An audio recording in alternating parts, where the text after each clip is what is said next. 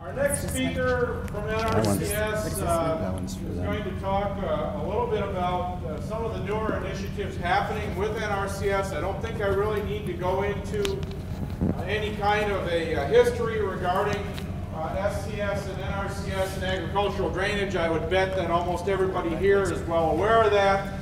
Although I think you probably all recognize that since Don Malone, our state conservationist, has come in, I don't know, what, 3 years now. There's a couple of changes that have happened. These are kind of my interpretation, not Don's words. But Al referenced the random acts of conservation. Nothing wrong with that because a lot of good has been done and a lot of good can be done anywhere you've got a willing landowner to work with. But one of the themes that Don has tended to have is why don't we try and get our arms around bigger environmental issues and see if we can actually comprehensively work on problems, whether that's things like Red River flooding or nitrates going through the Mississippi River. So that's one of the major things. In addition to that, one of Don's major focuses has been whenever he hears, well, that won't work or it doesn't work for me, he's tended to say, why not? Let's try and fix it. And so that's been just a couple of the bigger themes that have happened. This clearly is not Don Malone.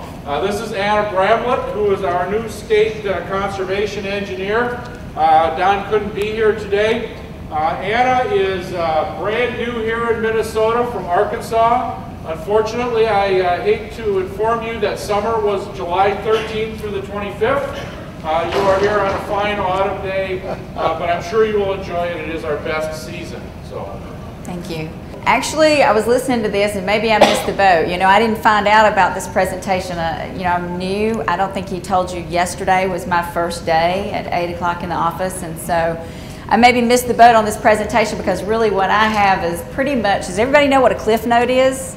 Has anybody ever heard of cliff notes? You know, it's that cheat sheet that you get when you don't want to read the whole book. I believe I've got Al's cliff notes. so we'll see how this goes. At any rate, the first thing we're going to do is you've realized I'm not Don Malone. So the second thing I'm sure you've realized is I didn't come from Arkansas, though I sound like I could. I come from Georgia. I've been in Arkansas about 18 months. Most of my work with NRCS has been in Georgia. So this is something that one of my first engineers I ever worked with as a student trainee gave me this test in about 1987, well before we had the world of texting. So I'm going to wake up everybody's brains just a little bit. So he gave me that, and I'm calling it modern texting now because that's what it looks like to me. I've thought about this many, many times. He gave me that piece of paper and said, what does that say? I said, Paula, I don't know what that says. It says Mr. Ducks, Mr. Not Ducks. I don't know what it says. So I'm going to ask y'all to think about it. Does anybody know what that first line says? And who's seen the joke? If you've seen it, have you seen it before? Okay. Have you seen it before? Anybody that hadn't seen the joke, can you tell me what that says? Otherwise, we're going to have to go to somebody that has. All right, somebody that's seen it. What's it say? You got to say it with a good old Southern. M.R. Ducks. M.R. Ducks. Okay.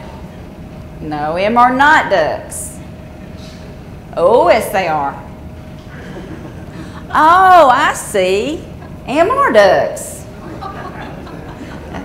So that was your Southern drawl lesson for the day. Okay, so why is drainage needed? Well, that's kind of a no-brainer. You've got high water tables and you want to produce a crop, multiple reasons, but this is the cliff note. And so first thing you've got to do is ensure trafficable conditions to get your crops in and get them out. And the next thing you've got to do is minimize crop stress from excess water. So we all know what drainage is like. You put your tile drains in and here's your water table without it, and then it pulls it down to this water table. So that's what we're calling drawdown of the water table. That's what I'm calling it. And the next thing, so that's just the reality of it. Let's just talk about what's real. Real is that you need this drainage in order to be able to economically produce a crop.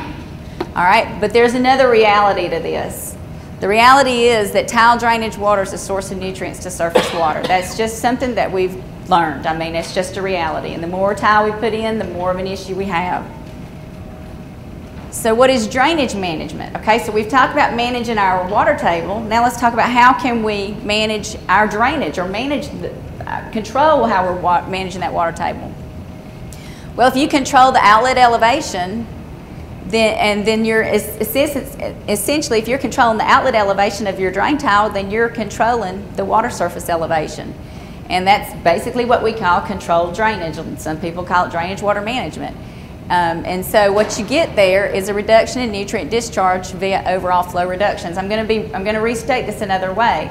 All the research I've heard about, you may get little bits of reductions in concentration. In other words, if you like your tea with 5 tea bags, you're going to have 5 tea bag tea pretty much. It's just you're not going to have as much of it because you're holding the water in and allowing the water to go to other places. Deep seepage, additional evapotranspiration, etc. So that's how you get your reduced nutrients. Okay, then another thing that from drainage water management is once you raise that water table after you plant, then you can keep some of that water in. That water becomes then available for your plants. Now you wouldn't want to raise it too high, obviously, and put the plants in stress. But then the nutrients that are in there, rather than being flushed out immediately, the nutrients in the water are available from a rainfall, etc. So how do we do this? Drop inlet structure, water control structure. You basically have your flashboard risers. I'm sure y'all have all seen these. And essentially what you're doing, instead of having your water come straight out into your ditch with no control, you're putting your flashboard risers in, raising your water surface elevation, and then allowing the water to come through. Okay, this is another typical one. This is a pretty tall one, but this is a typical one. You can see this is going to stick out in the field. Farmers got to work around it. Can't go straight over it. People don't typically like that. Also, sometimes it's kind of a pain to remember that you need to come in and move these boards or control this. So if you have this raised up and it's planted and you've planted, you get a huge rain and you don't remember to go out or take the time to go out and let it back down, then you've put your plants in stress. So that's another reason people don't particularly like them, because they're pretty high maintenance. Now what's better, or I don't know if it's better yet or not, we're still trying to figure all that out. And what I understand from the people that I work with, Minnesota, y'all actually have some of these in. Al, is that correct? Okay, so this is the new AgriDrain water gate. And so the way this works, I don't know if you can see the little picture over here. This is actually one of the flashboard risers. So you have one flashboard riser and then multiple little water gates going up through the field, and each water gate valve will give you another foot, another foot, another foot. The beauty is all you have to control is that one flashboard. The other beauty is these are underground. You just drive right over them. Now that can be beauty or that can be beast, you know, depending on if they get clogged up or whatever. And I'm not sure if this, I don't think they are, but. Okay, so NRCS has a Conservation Practice Standard 554, which I went over, and that is drainage water management.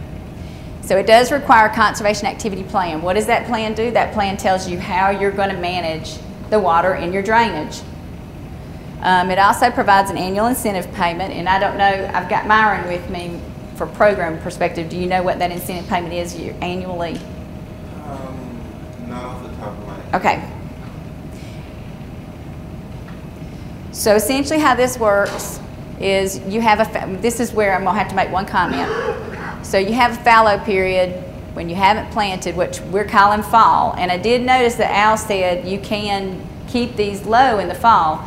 And so I'm going, remember, I don't know Minnesota. I'm going from what I know from a national perspective. The national standard for drainage water management for NRCS says that you can take the boards out up to 30 days before you plant, but then the boards have to be back in within 30 days of your last field activity. So the national standard requires that this water be held in fall, because that was one of the beliefs, was that you get a lot of your benefits in the fall from that reduced flow. So Minnesota may have already worked through this, I'm not sure, but the way this drawing is shown is you have your water surface up at about 6 inches within the surface. You pull the boards, you plant, and then you put some boards back in. Depending on your root system, shallower roots, you can have higher water. And then as the roots get deeper, of course, you want to control your water surface elevation. You pull your boards, you harvest. Back again to the same cycle. And this is all, should be laid out in a drainage water management plan. So within Minnesota, what is the drainage water management potential? And you can see up in the northwest here and down in the southern part, I'll say, What this map is based off of is it's representative of areas with a slope of less than or equal to 1%, and hydric definition of the growing season with a minimum depth of the water table less than 18 inches, so pretty high water table, and really flat slopes. This is the same, this map is based off of the same information, just demonstrates it in a little different way, and you can see these dark blue areas are the areas that have a high potential for drainage water management. And according to the information that I got from national headquarters where I got this, that number is a little over 6 million acres, they say has the potential. So this one is just pulled from one of my coworkers' slides. It's a good site or bad site. Basically, how many acres can one of those structures manage? So in other words, if you had to put in one of those water control structures, how many acres could it effectively manage? Well, research shows us that 1%, and I think I heard Al say 2%, you could probably go 2%, but 1%, 2% slope, and you really want to see 10 to 15 acres per structure. That's just a guideline. Okay, so when you're in your production season, drainage management considerations. So first of all, you're only going to release water sufficient for field access. You just want to dry it out enough so you can access the field. Then you want to keep the water table out of the root zone. So in other words, once you lift it back up, your main concern is where is my effective root zone? If you don't know, you got to know where that is to be able to effectively manage your drainage system. And anytime, the way that I look at this or have looked at this in the past is any water released in excess, you're probably losing water and or nutrients that could be used for production. So here we say again, you got to know the depth of that root zone because you do not want to have a prolonged period where oxygen is depleted from the plant because you're going to get stressed. And so I've heard people say that they feel that's the greatest risk in practicing drainage management. So there are a lot of benefits associated with drainage management. The one that I feel most confident with and I've heard the most about down here on crop production, the issue with crop production is we just can't get enough repeated increases in crop production. It just depends. I mean, sometimes you may get a decrease in crop production, sometimes you get an increase. So this one is a really hard thing for me to say, I guess with a straight face is the way to say it. But reduced nitrate in surface water, this less total flow results in less nitrate loss. I have seen that as a result many times. So there are good environmental benefits. So the golden rule of drainage is only release the amount of water necessary to get trafficable conditions for field operations and then maintain aerated crop root zone. This statement down here is attributed to Wayne Skaggs, and y'all don't know Wayne Skaggs, Dr. Wayne Skaggs, but he works at North Carolina State University, and he developed a DrainMod, which is a drainage program that helps you helps you determine tile spacing, and also looks at tile spacing with controlled drainage and with sub-irrigation. Okay, drainage water management. So far we talked about water control structures, but you heard Al talk about saturated riparian buffers and denitrifying bioreactors. He also touched on constructed wetlands and two-stage ditches, which I'm not going to talk about, but constructed wetlands off-site is a really good way to treat this water. But let's very quickly look at saturated buffers. So this is a typical scenario where you might have a riparian buffer here, and I want to point out at this point, these riparians, a lot of times, I don't know, do y'all have a lot of CRP, Conservation Reserve Program buffers here in this state? You do? Okay, good. Okay, so you have a lot of CRP buffers. Recently, I mean just recently, I would say within the last 2 or 3 weeks is when I heard this announcement, but I know that our national headquarters, what was happening is people were wanting to do this. They were wanting to use CRP buffers for saturated riparian buffers, and the FSA, Farm Service Agency, was saying, okay, well, if you're going to do that, I know how many of y'all have worked with the FSA before. Are there many producers in here? Okay. The FSA was saying that's fine, but you're going to have to, and if y'all are familiar with CRP, I worked with CRP a little bit, you're going to have to pay liquidated damages. You're going to have to pay us back every single dollar you ever got on that land. You're going to have to pay us back whatever we paid you to install that. In other words, you're not going to convince that person to make that saturated buffer. You know, forget it. And then you got to take it out of CRP and never get a benefit. So actually, Paul Sweeney, who works with drainage in our national headquarters, and Rob Sampson, who's a national water management engineer, have spent a lot of time working with FSA. And so now, just within weeks, FSA has agreed that if, I'm sorry, did I do something wrong? Okay, FSA has agreed that if the person is going to put this in a saturated riparian buffer, that they don't have to pay all those liquidated damages or anything else. They're just out of the contract. Now they don't get to get their annual payments, but at least they get to get out. And I personally, I don't know if y'all have any clue how difficult that must have been for those two gentlemen to do, but I'm going to applaud them next time I see them. Okay, so what you would do here is you put in a diverter box, divert water in both directions, and then you'd have an overflow discharge pipe for what could not be handled in the buffer. And I'm not going to go through this because this is one of my begged, borrowed, stolen, copied. So, but you just had Al talk about this, and this slide actually Al had also. But that's your stand, and then that's your diversion pipes. All right, the other one is, and I forgot to get. I think it was 7. I wanted to point this out. So that is I can't remember the practice standard. It was 7. I'm gonna find it. 739, thank you.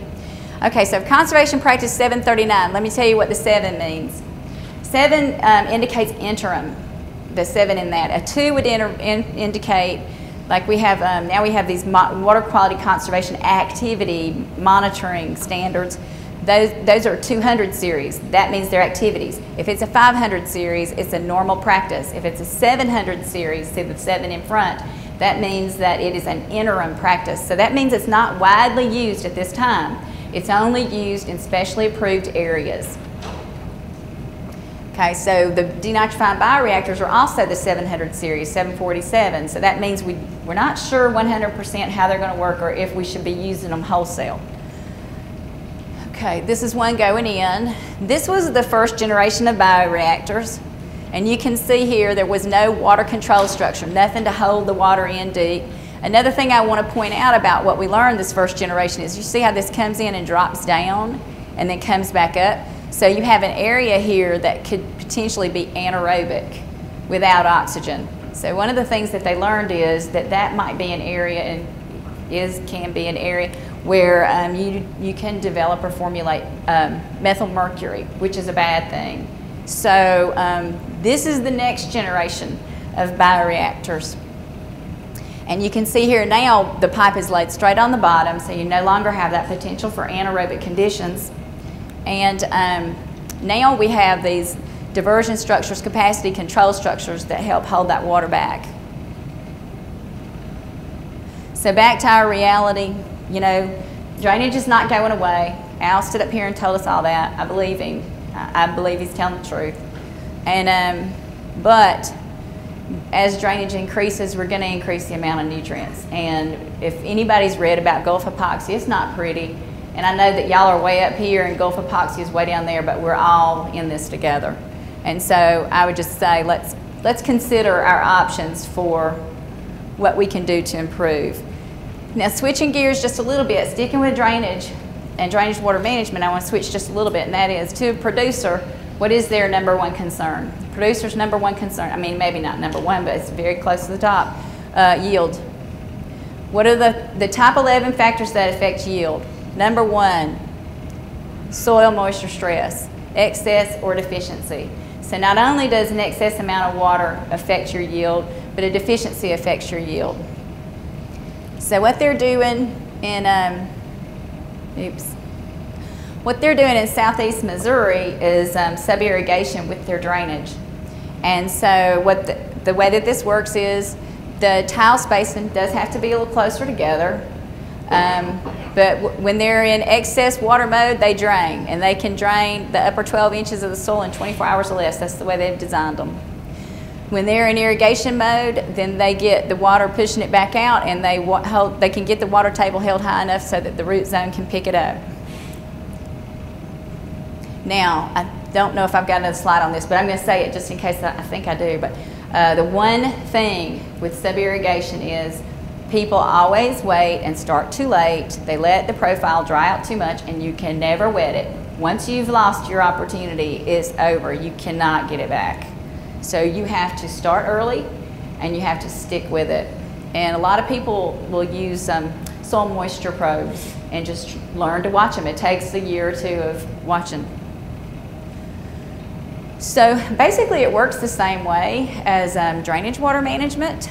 You know, you're going to lower in the spring to allow field work. You're going to raise in the summer to give supply to your crops. You're going to lower it in the fall for harvest. And then you're going to, now in their situation, because they're following the national standard, they raise it after harvest until it's time to plant again, hold that water back. Where they've seen this work the best is when you have 42 to 60 inches of a silt loam, and I have no idea what the soils are like here. I think a lot of them are organic. And then you have some sort of a restrictive layer to help hold that water up. So some of the examples that they're doing is they're usually in creek bottoms, average 10 to 40 acres in size, with very few of them over 100 acres. Typically the fields there are very wet in spring, fall, and some of them have springtime seeps. They'll actually incorporate those springtime seeps into their system. This is just a picture of the equipment that they're using to install. Okay, so system design. You're going to design the spacing based on irrigation, not drainage, and the maximum spacing is going to be 45 feet. That's what they found for them. They're designed to maintain a water table 12 inches to 30 inches below the soil surface during irrigation, and this is the caveat. Don't ever allow this system to dry out. So it requires they're seeing about 2 to 5 gallons per minute, more on the lines of 2 to 3 gallons per minute per acre. But that needs to be available any time, 24 hours a day, to make sure that you can keep that ground wet. And I don't know if you can see in this picture, you can see the capillary rise from the water up, but they've observed rise about 16 inches, maximum 20 to 22, and they believe that the water moves laterally. In other words, from line to line to line, they believe it can move 20 to 25 feet, thus they stop with a 45-foot maximum. Okay, so this is the main thing. If I don't beg you to do anything else, the one thing I want you to take away from this is, just like I have a joke that I got from 1987, we didn't know what texting was in 1987. I guarantee you I could have shown that to some 6-year-olds. They probably would have got it right off the bat.